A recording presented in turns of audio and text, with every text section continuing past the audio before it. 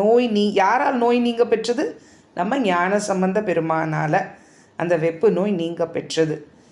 கன்றி என் உடம்பு ஒடுங்க வெப்பு நோய் கவர்ந்தபோது ஒன்றும் அங்கு ஒழித்திலீர்கள். அவர் என்ன சொல்கிறாரு?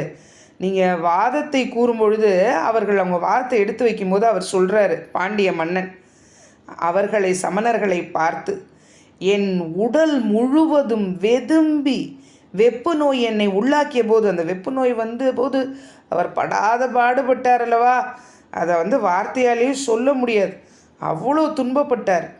அப்போ நீங்கள்லாம் எங்கே போனீங்க? ஒரு சிறிதும் நோயினை தீர்க்காது தோற்றீர்கள். கவர்ந்தபோது ஒன்றும் அங்கு ஒழித்திலீர்கள். ஒன்றும் நீங்கள் செய்யலை. அதை தான் அவர் சொல்கிறார். அந்நோயை தீர்க்காது நீங்கள் தோற்றீர்கள். என்னவாது உமக்கு? கோபமாக கேட்குறான்.